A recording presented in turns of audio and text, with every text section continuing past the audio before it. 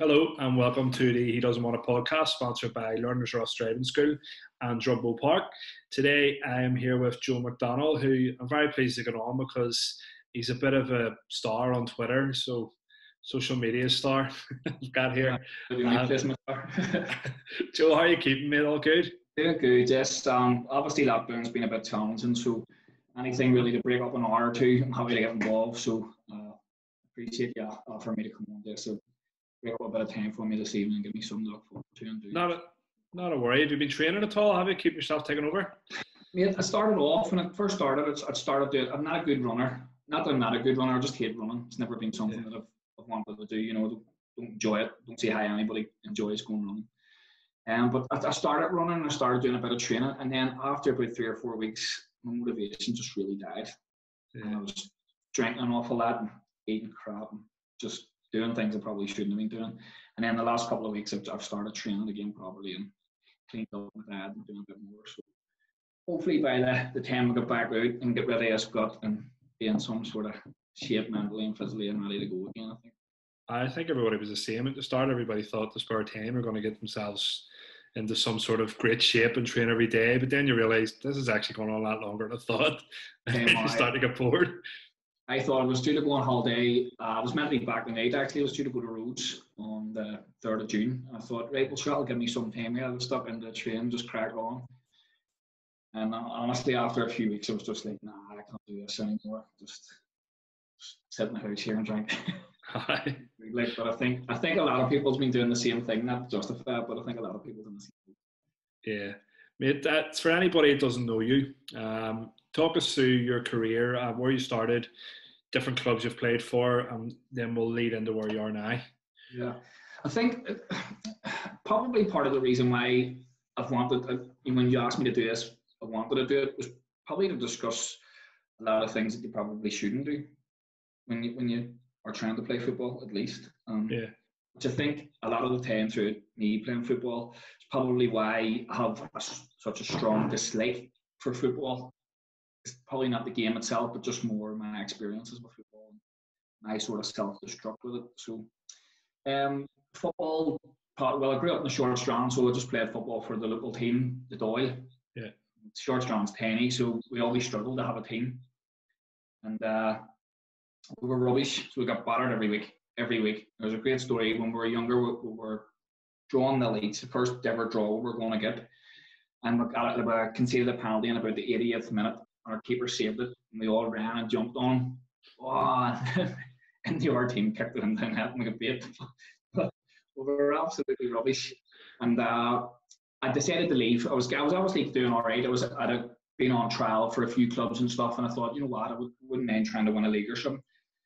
And some Pats offered me to go where Barney Thompson was a manager, and he was putting together a good enough side, and I thought they could go on and win the league. So let's go there. And that's what left it, Doyle. And then I got a phone call one morning saying, can you come and play for us? It was the Doyle, can you come and play for us? We're playing against the Milk Cup team, can't you do it? Yeah. I was like, right, okay. He says, now you can't play up front. I used to play up front. He says, you can't play up front. You need to play centre midfield. They were short players. And I played in that game, done really well. And the County Down asked me to go down to the Milk Cup. Went down, played in the Milk Cup as a centre midfielder, something I'd never done before. They gave me player of the tournament for County Down. And then straight after that, I went to Millwall for a 2-week trial. I was only 15, and then they said to me, look, we want you to sign now. So we don't want to wait till you're 16, sign now. Stay here. We'll just pay you sort of cash in hand. Stay here till you're 16. Then when you're 16, you can properly sign. And that was pretty much it. That was football for me then, starting at 15. So that was my first sort of experience with football. Everything else was just kid stuff, but that was kind of my first experiences with football. So when you were at Doyle, when I went back to Doyle as well, take it you were playing with a lot of friends then as well at the Doyle? That was just all mates, just all people I grew up with, and you know, as I said, it was the Strand and Market was just about managed to get 12 people. We maybe had one sub every week. Sometimes if not even, sometimes we had 10. It was a real challenge for the two managers, Big Fisher and Tupper, to take us. We just didn't have any players. Not a big enough community to get them in. And there was a lot of good players and good teams in our league, DC, Ryan Catney and all that, you know. So they're not going to come down to travel half an hour to come and play for us when there was probably better teams closer to home. Yeah, it was a couple of good players coming in, but the two Pidgeys as well played there, didn't they? Yeah, two Pidgeys, Paul, yeah, and Liam. Liam played in the Doyle team with me. Liam's the same age as me. Paul was a year older. So, two Pidgeys, very cracking players. Two good lads as well. You didn't play in the year above in a cup final against Plunkett at Solitude, did you?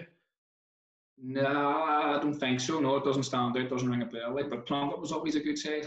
Yeah, I remember somebody missed a penalty against us that day. Played for Plunkett at Solitude. If there was any penalties getting missed, it could have been me. But no. I always thought it was you.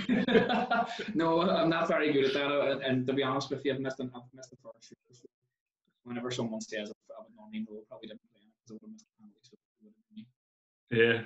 Yeah. When you went to Millwall, so you were a couple of years at Millwall. What happened then that you ended up coming home, or? The bottom line is that it wasn't good enough. That's like it in a nutshell. However, there was tons of stuff that went on throughout my time at Millwall. If someone says to me, "How was your experience in England?" I would say it was terrible. It was absolutely hateful.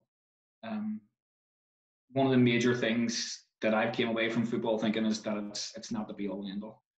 You see, like parents forcing their kids in to play football, and let's be improvising. It is extremely difficult. It's an extremely horrible environment to go into for any young lad, and I think people need to be made aware of that.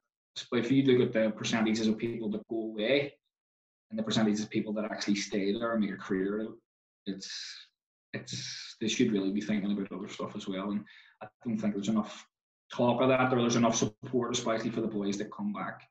But Millwall was just a complete and utter disaster. I was sent home about 4 or 5 times for fighting and behaviour and all kinds of crazy different stuff. They were trying to get me to see counsellors and thought it was all to do with the Troubles, and I was trying to tell them I didn't grow up in the Troubles.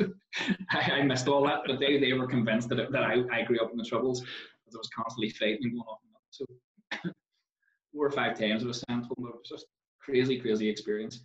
But met some great friends, like Kevin Branagh from that, and whatever else. So not all bad, but if someone was to say the bad experiences would outweigh.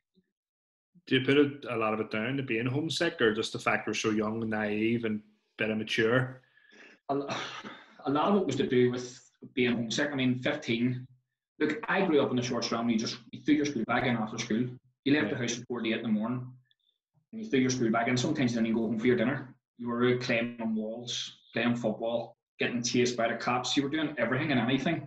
You're coming in at 12 o'clock at night, going to sleep, waking up for school. And then I got the Millwall at 15, so you just kind of at that boisterous age and running around and doing what you want. And then they're like, you train from 10 to 12, and then you have your lunch and you go home and you sit in your room from 1 until you go to sleep. And I just couldn't cope with that. I was like distraught. So it was got to the stage where I was sleeping all day, and then I was out walking the streets at 3 or 4 or 5 in the morning till I was going to training. And then I was exhausted, I couldn't train. I was just like, I can't do this anymore. So it was a lot to do with homesick, but a lot of it was just to do with my behaviour as well. I was completely off the rails and just behaving in like ways that you should never ever behave at a professional football club. Is there any incidents in particular you can remember? You said you had 4 or 5 incidents. Probably there's probably 2 that really stand out. There was a boy that was playing with it. He was a very good player. He's playing for Chesterfield at the minute, Curtis Weston. And we were playing a training game, and he was getting the better of me in the game. And a really nice boy as well, a good friend. And this is something that I struggled with, was that they were my only friends there. Yeah. But you have to go in and compete against them every day to get into the team. So it was almost like you hated them for that 2 hours that you train, because you wanted to be better than them and you wanted to fight against them. And I was struggling to come to terms with, just switching off and like hating somebody, wanting to be better than them, didn't want them to get your place, and then just going for a coffee afterwards and like having a laugh. I struggled with that.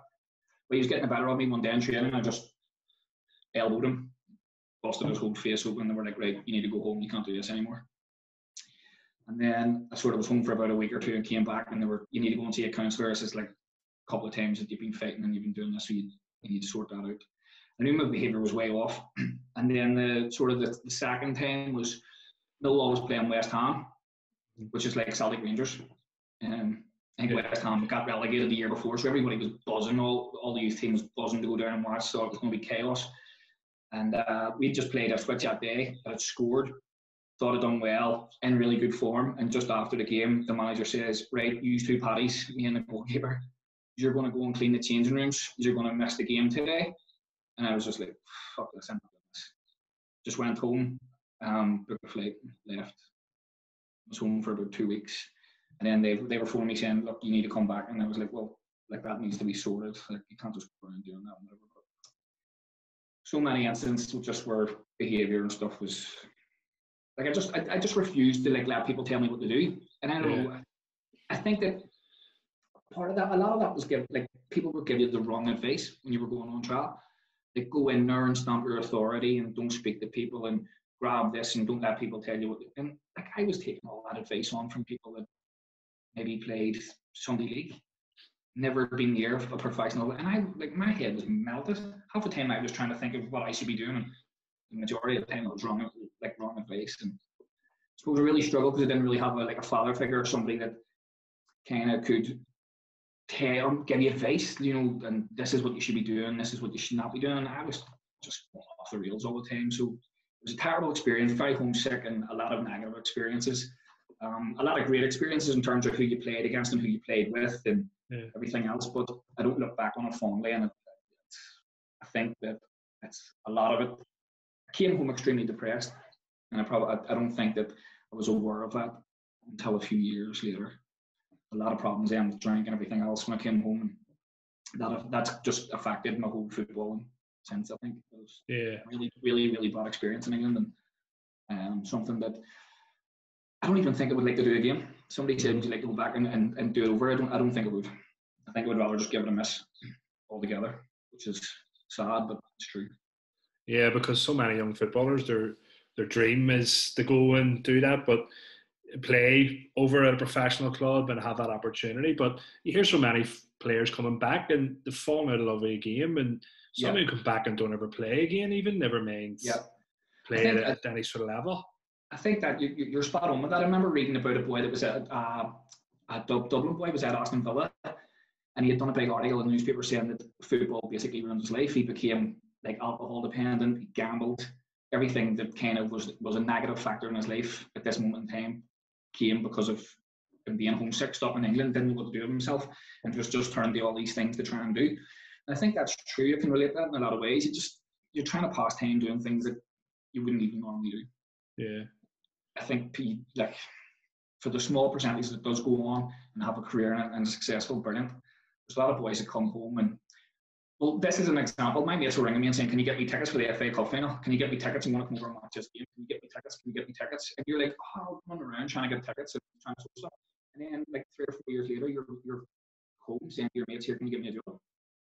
Yeah. And it's just hard to deal with. It's hard to sort of comprehend that at times. But that's the way things is. I just feel that there needs to be a wee bit more support for some of the boys that are coming back, because it is difficult. A lot of them would probably be coming back with their heads up their hose. I'm sure at some point. Yeah, there's two ways to look at it. There's the kids that come over from here, and they weren't in an academy atmosphere from they were young, so they don't really know how to react to the stringent routine. You play these hours, and then like you said, your day was occupied by playing with your mates, and like you weren't home until it was bedtime when you were a kid. Yeah. Growing up, and then all of a sudden it's 1 o'clock in the day, you've nothing to do the rest of the day. Yeah. And then there's kids in England who they grow up that way, so they're more used to it. But then the flip side of that is when it ends for them as well, when they get told you're not getting a professional contract, it's also just as difficult for them kids as well to deal with. Very, very, very. I think that the one thing that I would say is that the people that are living there, kind of, if you're at Linfield and you get let go from Linfield, you can maybe give Clinton a shot, Glentoran a shot, Dungannon, you can travel there. The Irish boys, like whenever it was my time was up with Millwall, I went to Wickham, and I remember this is just the way I was. I could just wake up in the morning, go and into training, I'm not just not in the mood and just phone in and not going to train. That's just the way I've always been. And I remember I was really looking forward to going to Wickham, and then on the morning of it, I was like, I have to do a lot of travelling here to get here, and I was just like, I'm not going. And then at about 9:30, I went, I'll go. And I was way late for training. I arrived down there, I was way late, and they were doing a double session, luckily enough, and there was a game on the second half. So they sort of told me off about being late and all that. And then I played well in the game, and then they phoned up the Millwall, and then I got a phone call from Millwall saying they were very happy with what you done today. But like, what happened? And I was just like, oh, I don't know. And then I went back down a couple of times, and I remember just sitting in the canteen. I felt like I was sitting on my own, didn't really know any of the boys, and I was like, I don't want to do this. Yeah. And that was it. I just went home that day, packed my stuff, and left, and I was gone back to Belfast. I think I was around September, maybe August. I was around August time. And then I went to train with the Glens, and that was pretty much me home. And I started then that was my Irish League starting from then.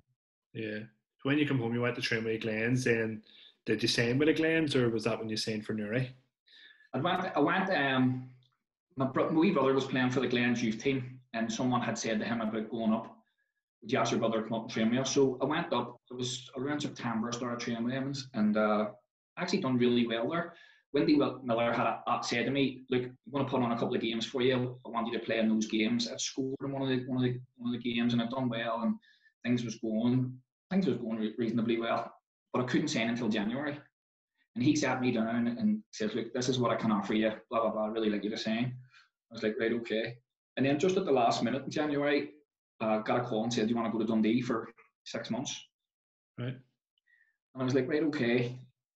It was like kind of like a 6 months, like kind of, I don't know what, it was just a strange, really, really strange. Got there and they just put me in a hotel. And I was due to stay in the hotel for 6 months or whatever. And I was just like, I'm not sure I can do this again. Yeah. And again, that was a lot of it. I felt I was doing a lot of it. And I didn't know why I was doing it. Maybe for my mum or something, I'm not sure. Maybe it was just trying to go and play sports or trying to play football. Just, I don't know, felt like it was letting her down. But I knew deep down that this wasn't what I wanted to do. And then after about a week of sitting in a hotel room, I was like, I'm not doing this anymore. Like, I can't put myself through this anymore. And I came home and I didn't have the sort of heart to go back to Wendy and say, "Here, you want to do something about this?" So it just didn't happen. It was about 6 months later, and then Peter Murray came to my door and says, "You want to come down and play a bit with Newry and see how you get on?" And that was pretty much that. Yeah. You see, what's starting to see is a trend that being away was just the really lonely existence for you, and that was probably the hardest thing about it. You just, like you said, you're sitting in a hotel room looking at four walls every night, and you're 18, 19. Yeah. It's very hard for anybody, especially somebody so young. And then you were home for a while, and then you're out again. I'm sure then you're thinking that's why you're thinking this isn't for me. I can't be doing it. Even looking back at Millwall, at one stage there must have been 4 or 5 Irish boys living in the same house. Mm-hmm. And we were all got on well. Like Cam Brannan's one of my best mates.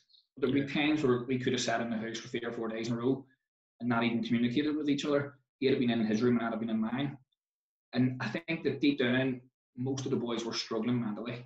Most of them were really lonely, really homesick, really struggling to cope just with the pressures of football and everything else that was going on. They didn't want to talk about it.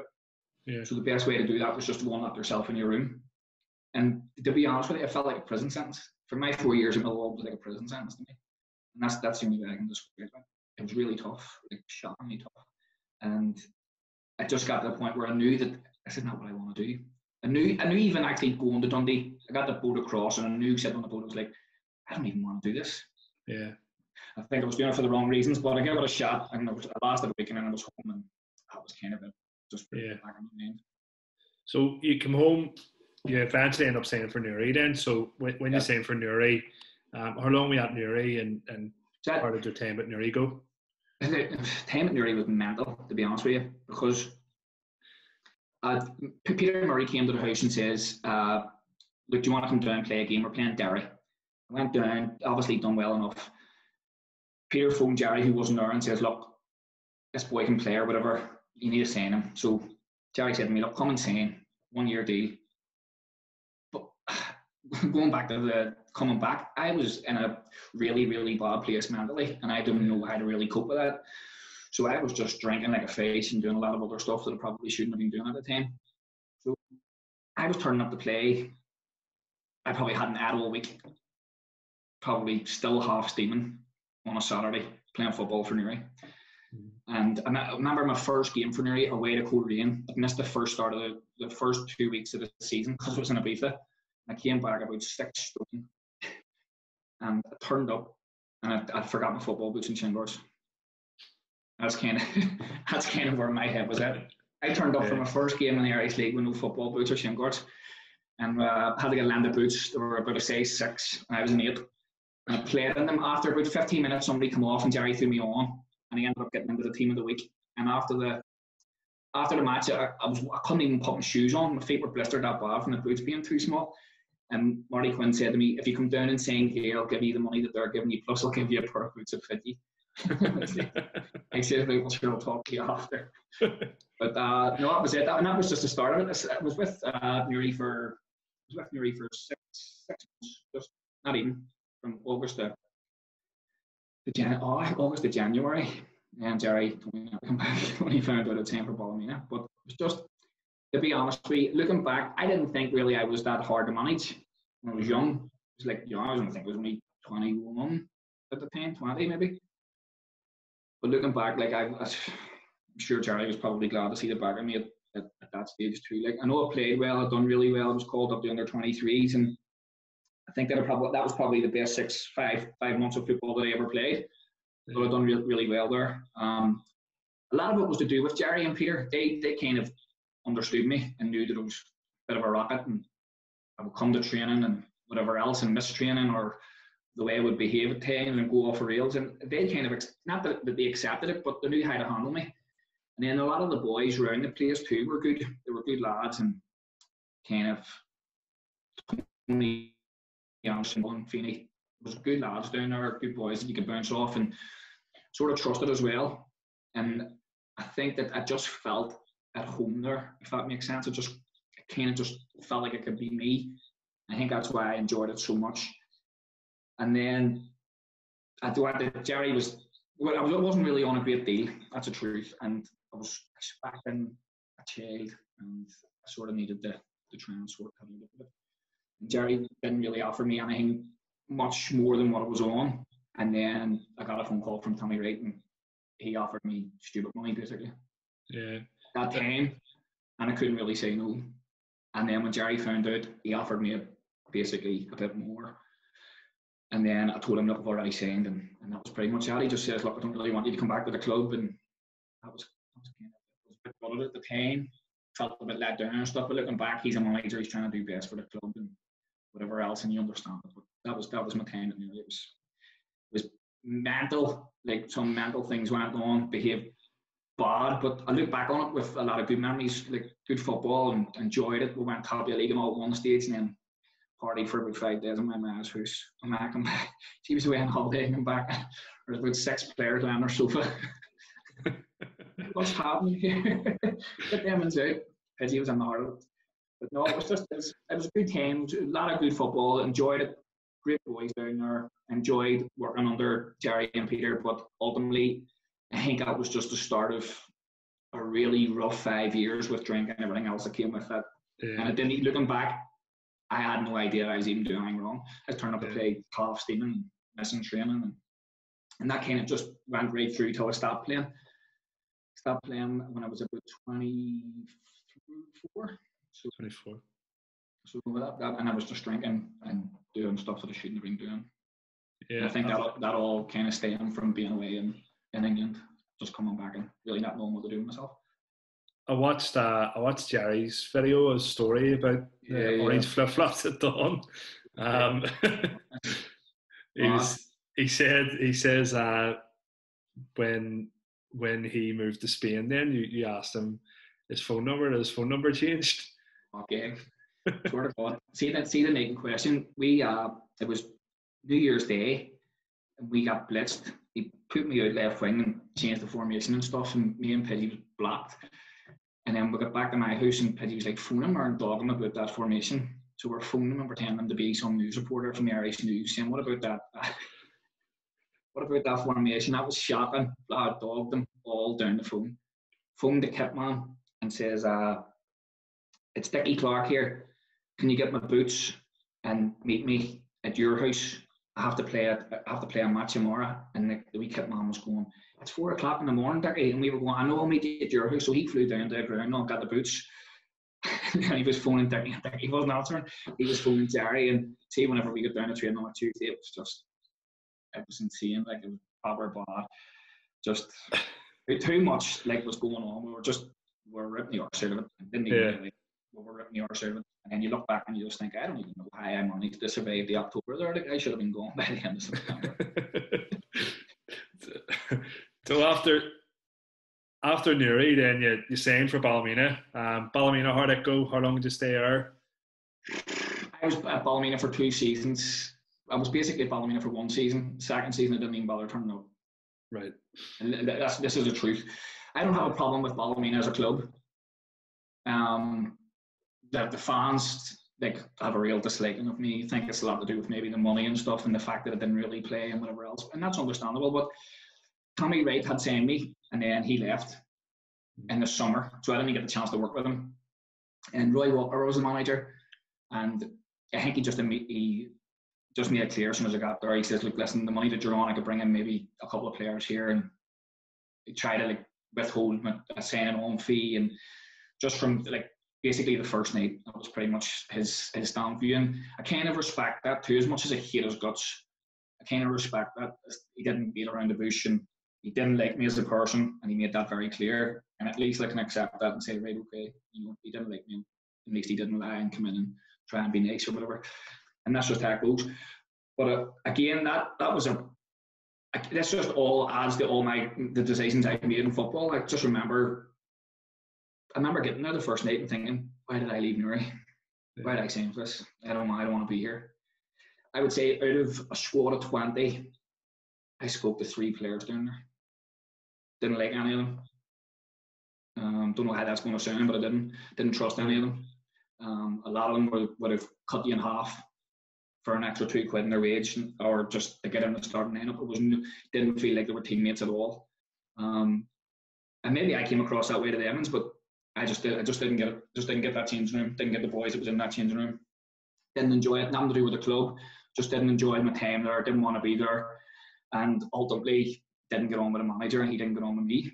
And I think the second year, I just said to him, "Look, I'm going to stay at home, and I'll see you the last week of every month."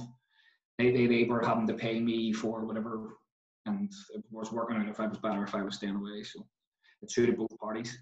But Roy Walker was doing some really stupid, shady stuff as well. And then he said to me one time, "Here, I've got you set up with, will you take your like a payoff?" And at this stage, he was grinding my gears. He was really annoying me, and I was like, "Right, okay, I'll take that." And he had offered me something stupid, and I was like, "Oh, I'll take it. Can you go and get that all sorted with a board?" And then he was ringing me. I just didn't answer for about 3 days. And then when I finally answered, I goes, "I've changed my mind. I don't want to do it." And he was like, "Don't come back near the club, Justin." And I was like, "Ah, well, that'll suit me." It's kind of what happened, but it was a real negative experience. Yeah. And that was it. After that, I didn't play football for about 4 years. 3 or 4 years. I take it when you left Ballymena, you still probably got a lot of offers on the table as well from clubs. See, to be honest with you, I don't even think so. Like I can remember getting a few phone calls and stuff about going here and doing this, and I just had zero interest in playing football. Like zero. I didn't want to go to the park to play football. I didn't want to watch football. I just had enough. Every kind of decision that I made in my life around football was the wrong ones. Like even going back to signing for Millwall, Wolves had offered me a deal, and Millwall offered me a deal, and I signed for Millwall because Wolves were telling me to be in bed for 9 o'clock and to do this and to do that. And then when I was like 16, the physio at Millwall, the physio son was having a 21st, and my manager at Millwall said, "You can go and have a drink, just no spirits." And I was like, "I'll sign here." That was, do you know what I mean? That was kind of my attitude. There was Irish boys there, and it was a bit laxy, it was a bit crazy. So I'll sign there, not for football reasons. And that was just everything I'd done throughout football. Just felt like it was the wrong choice. And I was just getting tired of making the wrong choices and then being hard on myself and just chaotic. And by the end of the getting away from Ballymena, I was just like, I don't want to play football ever again. Yeah. Ever again. And that was it. That was a few years before I even played for a team. Yeah, in terms of your football, obviously it was your life, it was your professional life when you were younger at Millwall. And then when you come home, you're playing part-time, semi-professional in the Irish League. But I take it you just completely fell out of love with the game somewhere along the line, and that was just you. It had been so much part of your life for so long that you just felt, no, I can't be doing this anymore. Was that the thing that staying behind you taking so long out of the game? I think it was just more to do with this whole self-destruct. I didn't understand that I was like depressed. I was young and didn't understand it. And I didn't understand why I was behaving the way I was behaving, and like making my situation 100 times worse than everything I was doing. So rather just going, I was doing well at Newry and like could have went on and maybe done a bit more. I certainly could have played longer in the Irish League. I know that for a fact about I applied myself, but I just couldn't understand why I was making my life 100 times worse just by making stupid choices time and time again. And then that's just the way I feel. And even with football, if I played a really good game and done 2 stupid things, I would stay up all night thinking about them 2 stupid things that I'd done. And that's just the way I've always been. I just focus on those 2 stupid things. And I was just getting to the point where I was like, I can't be doing this anymore. Just get a clean break from football. And then a few years later, I eventually went and gave it a crack and get back into it at some point. When you went back, was that when you signed for Newington then? Was it when you went back into football? Signed for Newington, I played game in Self-Snowdy and Eskimo. Like, so I was up in the Lusk one night watching a game or something, and I just seen his big head coming towards me. And everyone had always told me, I didn't know him, but everyone had said, if he starts talking to you, you're going to sign for Newington, so try and avoid him. So I had a football with me, and I just volleyed it away over the other side of my Lusk to try and get away from him. I looked down, he was running behind me, and I was like, here we go. And that was it. Within a space of about 10 minutes, he had me signing for Newington, whatever else. And to be honest with you, it's probably one of the best things I ever done. I loved it there, I loved the boys. Just got me back playing football, and some of my best mates have came from being around the club and stuff. So yeah. I'm actually glad that happened. It's a really good thing. All mental boys, mental times, and just kind of what I needed, I suppose, just to get back into football. I think if I had went somewhere else, tried maybe Irish League, I think that kind of maybe pushed me never to play again. If I had went and got the wrong experience of football, I probably wouldn't have played again. Yeah. I was really glad that happened. After so long out, I'm sure you just wanted to get the lovely game back for a while. And then, like you said, playing with people who you felt were good friends almost brings you back to when you were younger and just playing football for enjoyment. That was it. But not only that, I think one of the things that really not impressed me, but just kind of just some of the players were absolutely unbelievable. Mm-hmm. Like Sean Adams is absolutely fantastic, probably one of the best players I've ever played with. Stud, unbelievable. You know, you go right through the team at the time, and some of them boys are like, they could play Irish League, and there they are paying $5 a week to play. And I just loved that. I just loved seeing training boys kicking the shade out each other, and then come a Saturday just like refusing to lose, going into like places that you were getting abused. I just loved all that. And that's always my football. Even in the Irish League, the games that I wanted to play in was the games that you could fight, the games that like people wanted to kick you, and you sort of got railed up. So the names that would come to mind would be Ryan McCann.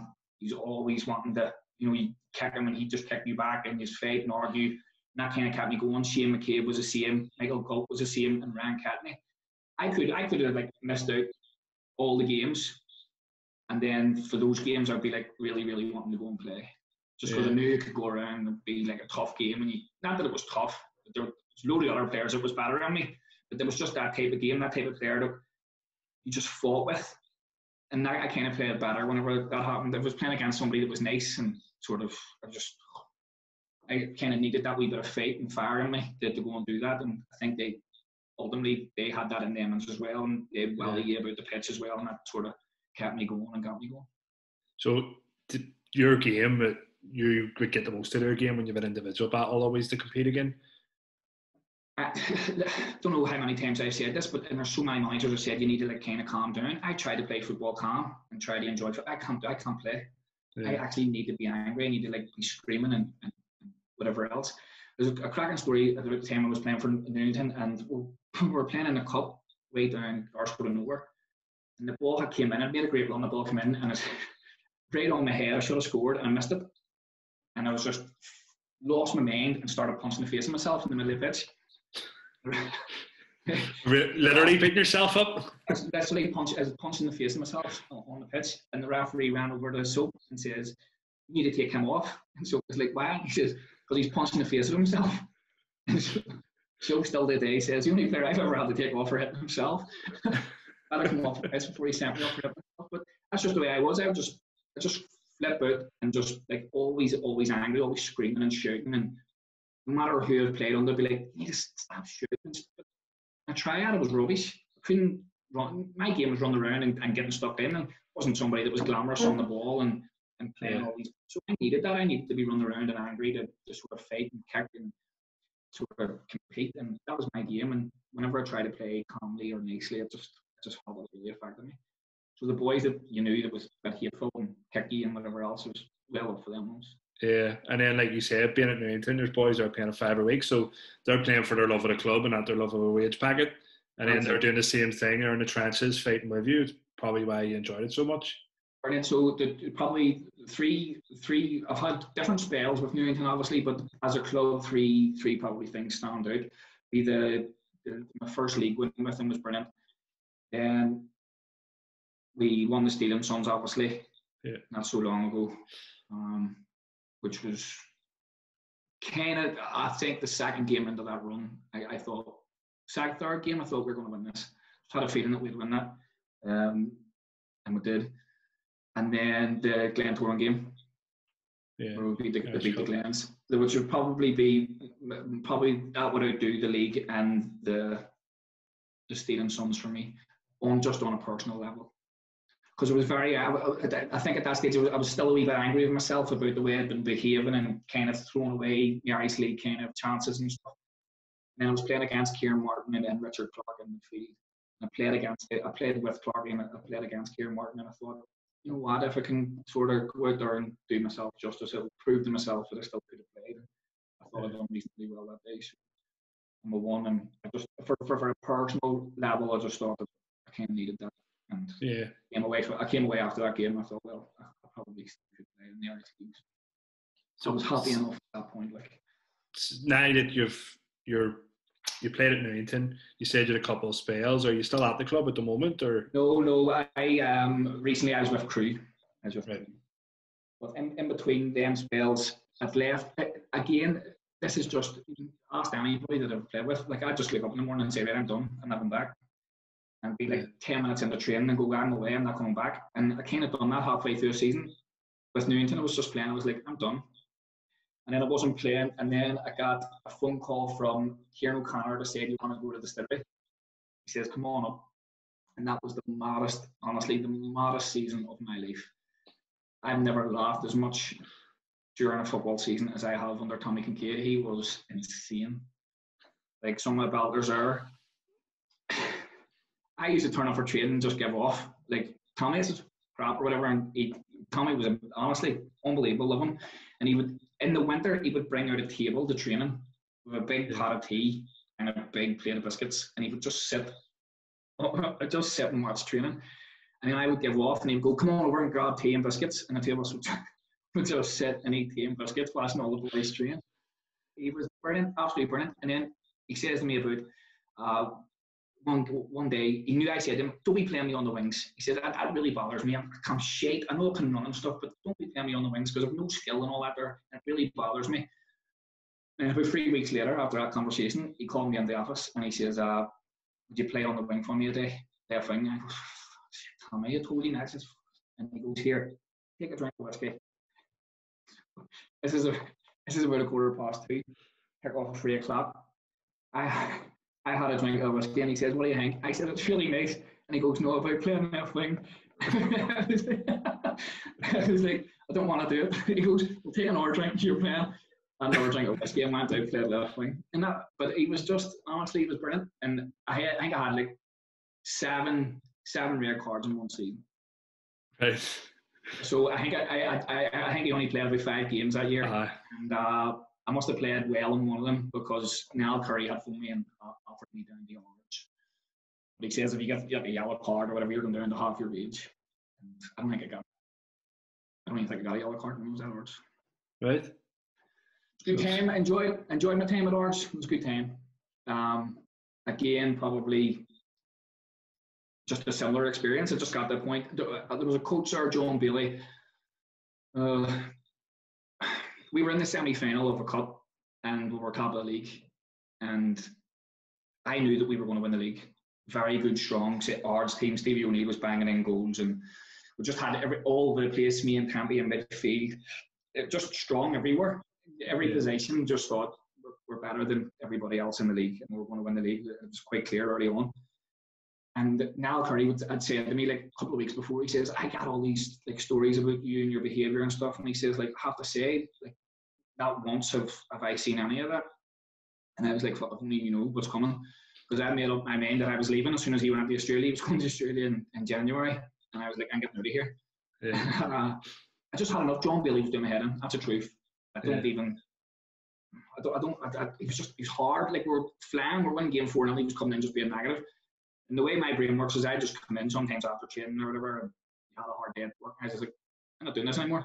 It's just the way I've always been. I'm not doing this. And he was just, don't know John personally outside of football, but just around football, he was very hard for me mentally, just constantly negative. And I was just like, I'm not doing this. And I'd left, and then Curry phoned me and he says, did you leave? I just got word that you've left. And I was like, yeah. And he goes, where are you going? I says, I went back to Distillery. He says, you know they're getting relegated? And I says, well, there's a good chance of that. And he says, you know we're winning the league? And I said, yes. And he says, I understand all them stories now. He says, you're a fucking balloon. that was pretty much it. I mean, it's just decision after decision after decision that I've made in football has been without any thought process. Yeah. Just made it, and it's usually been the wrong one.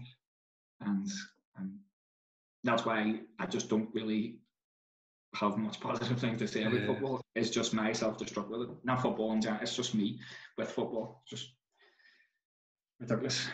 See, I seen it, you put a tweet up the other week saying since you left England, you haven't enjoyed football. I can see now why, but in terms of making decisions, you say you don't really think about it.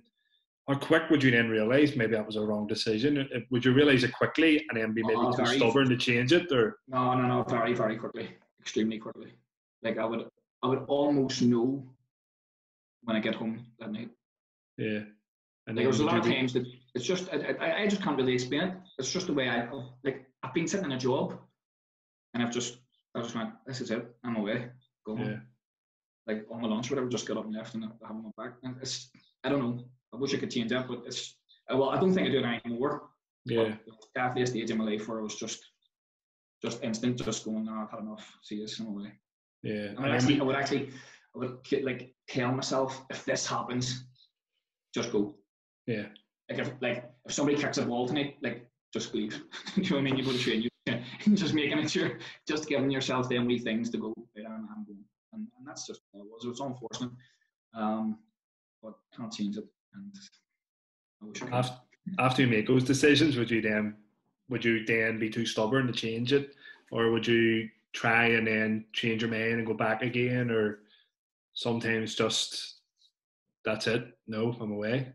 No, I think I would be too stubborn. Yeah. I think I would say it would be very difficult to manage. It would have been very difficult to manage. And again, as I said, I probably didn't even know that at the time, but it would have been. But I don't think that I was doing it. And I don't think I'm a bad person. I don't think I do it out of like kind of spite or hatefulness. It's just my head's just been mashed up, and it's just the way I've always been. Like numbers and stuff would annoy me. Someone would give me a squad number, and that would set me off. I would be like, that's me done. Like just so superstitious about numbers, and I could be playing a game where I would have to sit beside, like I hate the number 11, and would go in, and if I was having a dress beside number 11, I would just be like, I'm leaving. I can't do this.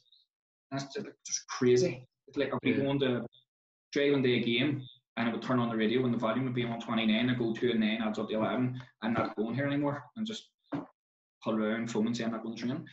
Yeah. It's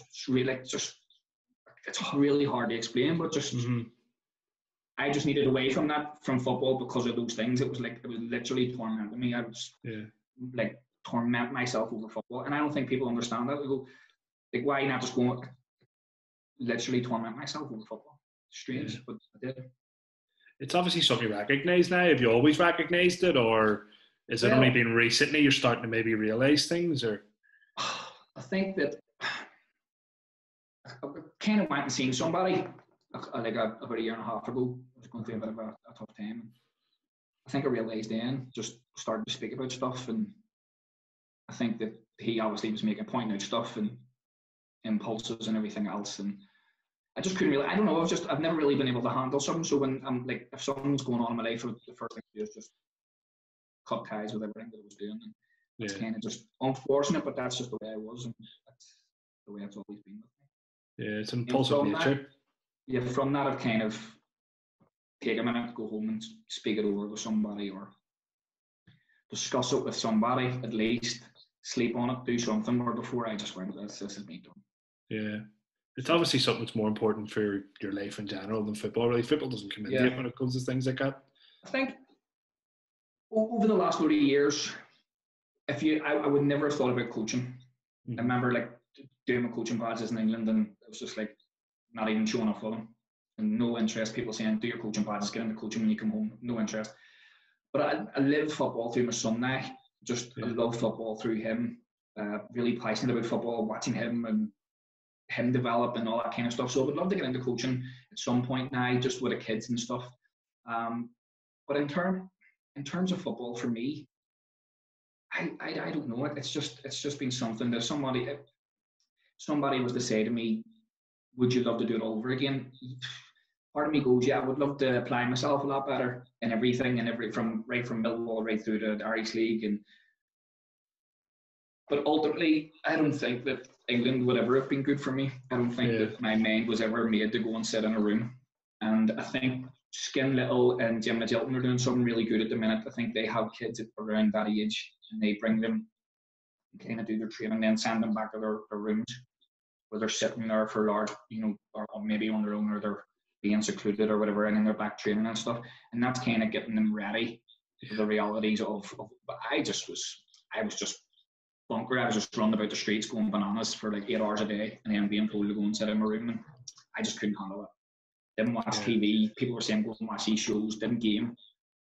It's just the way I was. I didn't really want to do anything that was shit at. So some of the boys would like play Pro Evo and FIFA and stuff, and like I'd just get beaten and then start fighting with the boys, and that was it. And then like, they were your mates, they're your housemates, and then you was like fighting over that, and you were going sitting in your room and no one was talking to you because you were behaving like a psycho. You were smashing the control pads, and I don't know. I just spent most of my time in my room. It was just crazy times.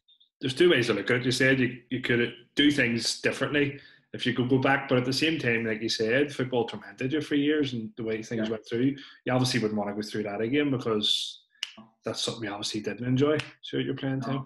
I think that's it. A lot of it, most of the time that I have been away from football, I've actually been like okay in my own head. Mm-hmm. Whenever I've been playing football, I really struggled.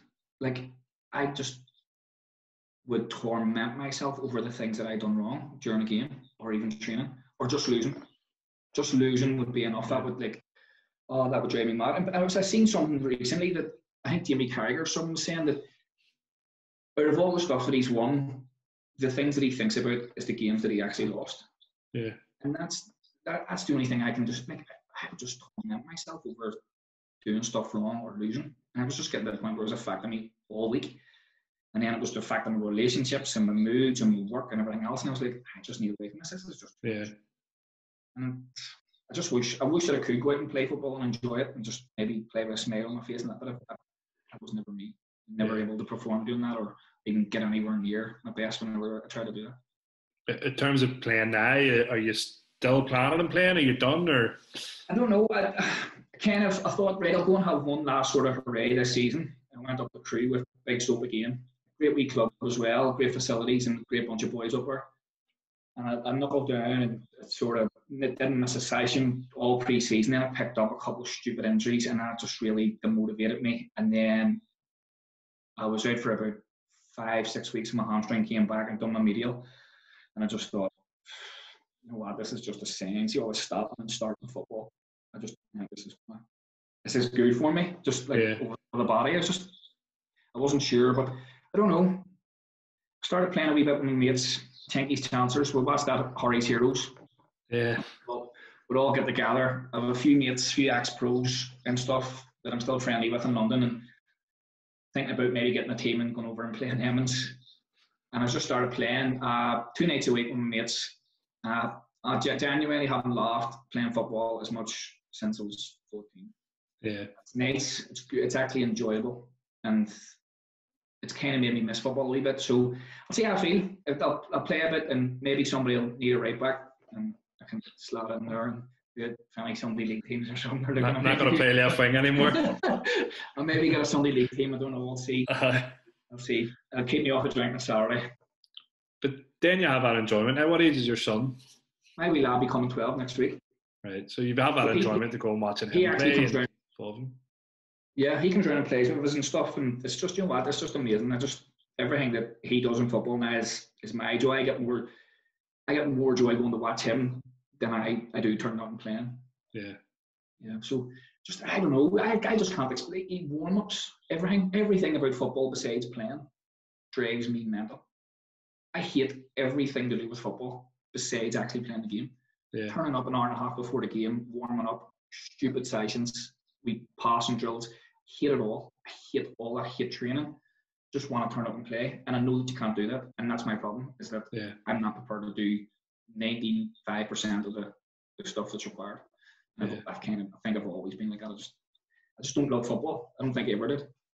Just kind of got a wee bit lucky and ended up in England. And that's the way I look at it. It was a bit of luck. Ended up in England, and then I kind of realised that I didn't like football while I was there. Yeah. So now you're playing 5-a-side with your mates. Sounds perfect. And so it does.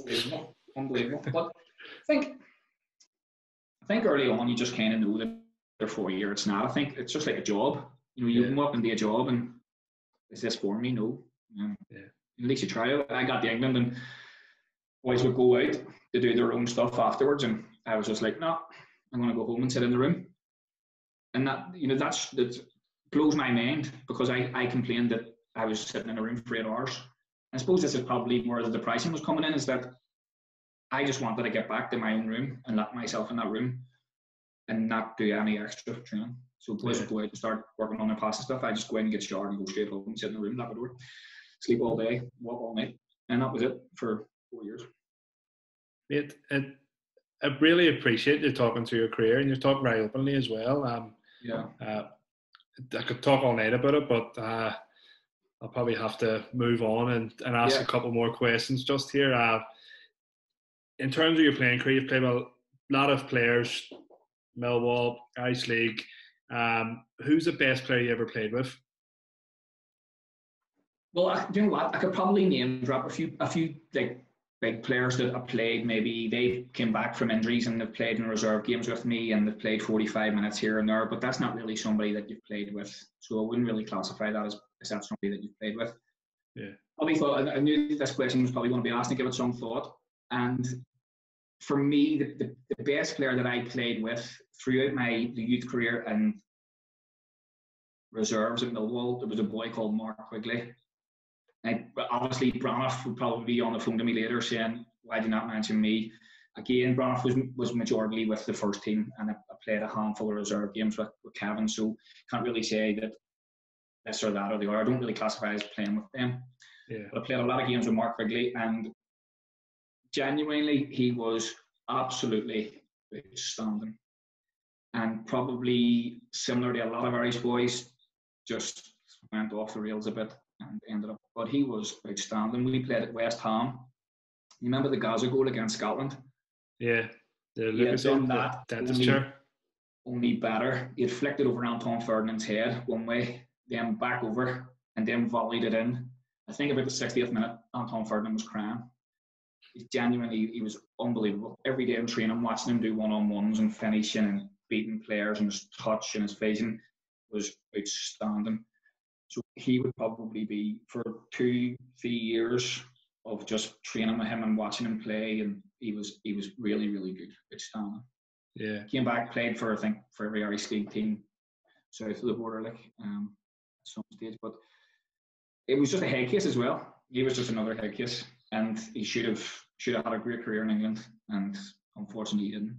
I don't think he could have had a far better career even down south. And I don't think he did. I don't think he justified his talent. And I think that was probably the problem with Millwall, is that he was behaving in a way that wasn't justified. Yeah. You can name drop for this question. Who's the best player you played against? Flip. The best team that played against a lot of good players again, but I don't really reserve games and players coming on for 30 minutes here or there and whatever else. Like Fulham, we played against others. And you know what? But throughout my time there, we played against Southampton. Maybe, I don't know, we kept drawing them in the cup and stuff as well, and they were outstanding. Like, if you had a team that was bringing one or two players through, they've done well. So out of the whole youth team, if they've brought one or two players through, Southampton had Theo Walcott, Dexter Blackstock, Nathan Dyer, Adam Lallana, and they were just different gravy. One of the things that stood out in England is when the first team was out, when you turned up to play a youth game and the first team was out watching, kind of knew somebody was going to be a good player. So when we went to Leeds, all the first team was out. James Miller played. It was outstanding. Went to Watford.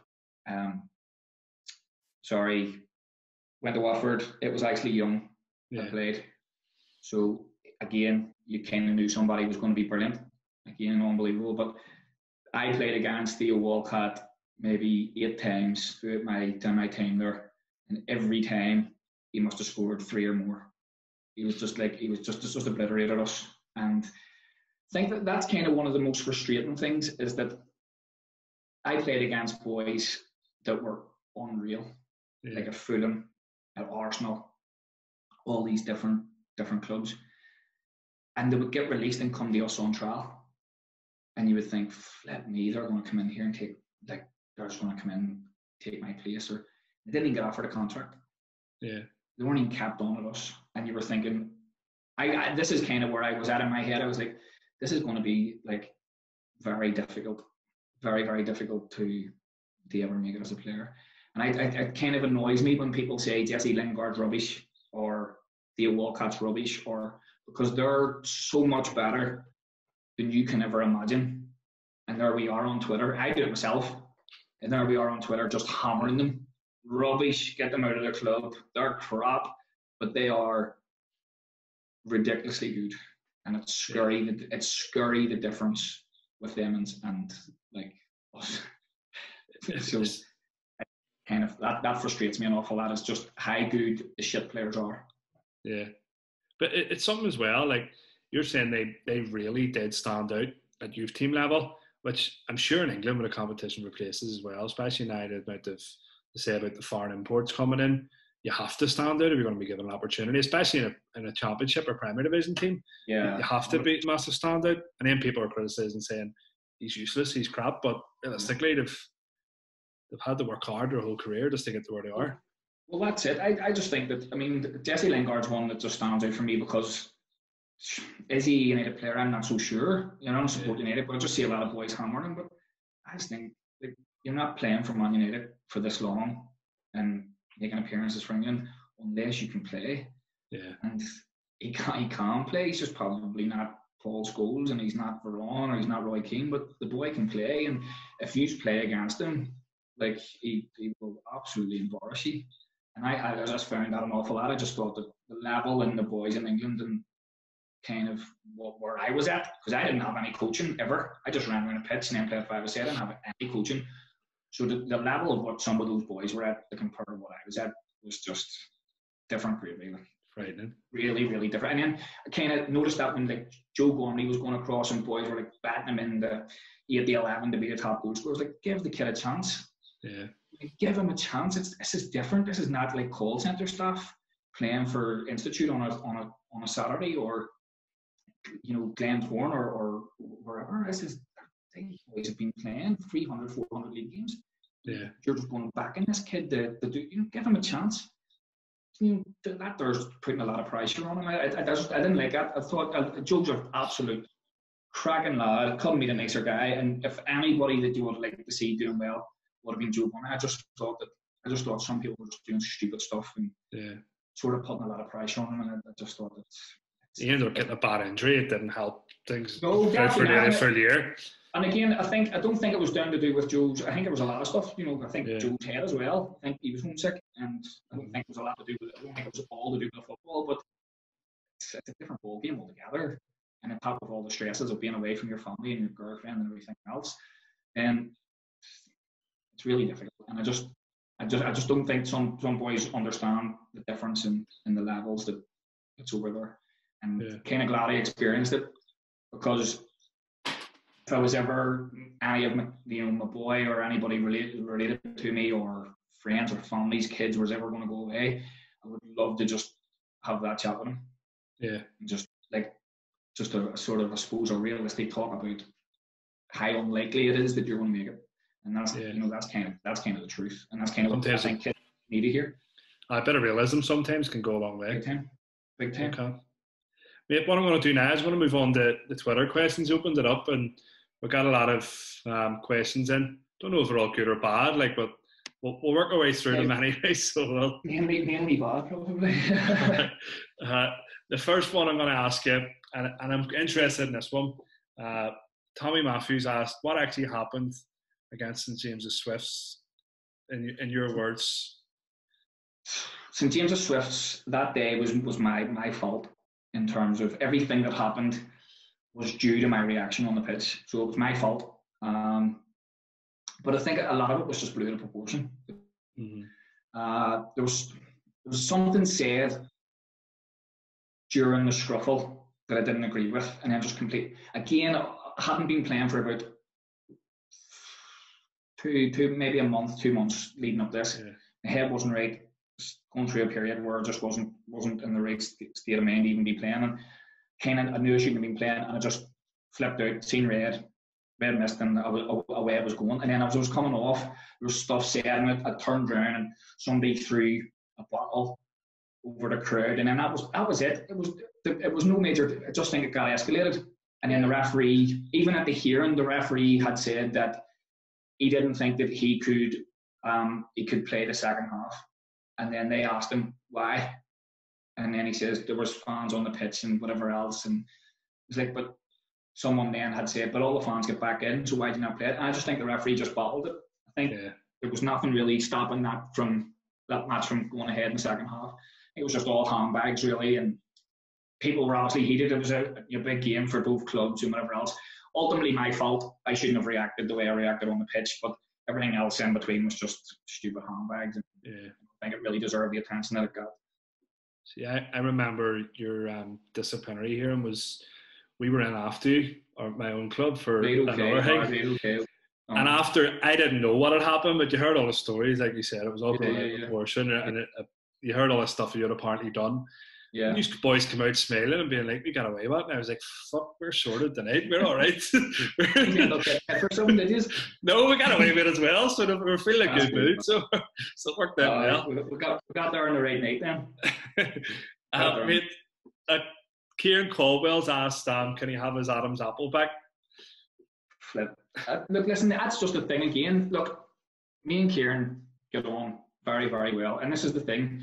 I think I've lost more mates through football, which is another thing. Just another reason that just fighting with your own teammates, fighting with other people. Like, I know for a fact if I played for a club and I played against me, I wouldn't speak to me. If I came into another club, I would refuse to speak to me, because I would have done my own head in. Just on a pitch, I just lose it and just don't really see who people are. And we were playing against each other last year, and next thing I tell is how each other by his throat. And then sort of 15 seconds later, you're looking at each other going, we just do it. And I don't know, but that's just football for me. It's all or nothing at that time. And I don't even really think of who I'm doing it with. And that's not really a good thing there, because I probably have lost a few mates or a few. As long as the likes of Tully's going, it's football, it happens, we're both at it. Yeah. There's a lot of boys that don't have that attitude. A lot of teammates that don't have that attitude. And I don't think they really understand me screaming and shouting. Like, I punch the face of myself during a game, and yet they can't understand why I'm shooting at them. Yeah, it's just how I react on it. It's nothing to do with me thinking that I'm brilliant or me trying to hammer them, or it's just how I get myself through the game. I actually need to be aggressive and motivated, like angry, to go and play. If I'm not, there's no point in even being on the pitch. Yeah. And I think that just stems through. It's not always a good thing, obviously, with the amount of red cards and stuff I've had, but kind of feel that I need it. Yeah. I'm going to bring the tone down a wee bit because Ian McCarthy's asked, "Where's the worst place you've done a poo after the game?" So we're bringing the tone down here a wee bit. We went the day when we beat the Glens. We went. I'm not going to say this in case somebody watches it and bars me. We went to the Bellevue after. I was steaming. I could hardly even stand up. I couldn't make it to the toilet. I had to go on the dance floor. I don't think there was a bit of chaos about that at the time. Like, I can see why, but it was either myself or the dance floor, and the dance floor seemed the better option. Fair enough. I understand that, man. I don't think the game was too happy. Like, I think he had organised a little bit of drinking all behind the bar, and then he had to explain why I was in the dance floor. Was the murder on the dance floor with shit on it? Brilliant. Aidan, a guy called Aidan on Twitter, asked what was your best sending off. Don't know if that's the right term. Is it best or worst sending off? Well, we'll say best. Was there ever a best sending off one you're happy with? There's been no that. No, I don't think there's any best ones. Probably the best one is just me getting sent off for punching the face of myself. That's probably up there. But you know what? A lot of them was just turning around and just booting somebody. Like, it's just and that's pure frustration. That's just it. I would just lose my mind and just boot it, or just volley the ball, pick it up and volley it away. Really daft stuff. And then the manager would be looking after the game going, "Did you really do that?" And I would be like, I can't even believe that I've done that myself. Just pick the ball up and put it away with a fence. Just insane behaviour at times. So none of them was really good. Not really, I wouldn't say any of them was good. No. Other questions just about how many cans do you drink a night? Flamer asked, or Rockshore. Do you drink Rockshore a night? How many Rockshore do you drink a night? My gut's full of cockshore at the minute, mate, to be honest with you. I've been drinking too much of it. I think I have about 60% of Belfast on it as well, and they're all calling it cockshore, which is great. See, I didn't know what was a typo we put in, or I didn't know it was. That's what we call it. We don't call it Rockshore anymore. It's cockshore in Belfast. No, but to be honest with you, I've been hammering the drinker for a week. It just wasn't doing me any good, so I'm off it. That big flamer, I'm off the drink. I'm back drinking water, and I've even done a vegan diet this week. I heard about that. How'd that go? That wee price. Just know what, I'm bored. See the way my mind works. See, if I don't keep my mind occupied, I just go, as you probably know from the stories I've told you, just my mind just goes. So I need to try and give myself like things to do just to keep busy. Yeah. So I'll do like a wee week S or a wee week at, or just all weird stuff just to try. How have you found being vegan? Terrible.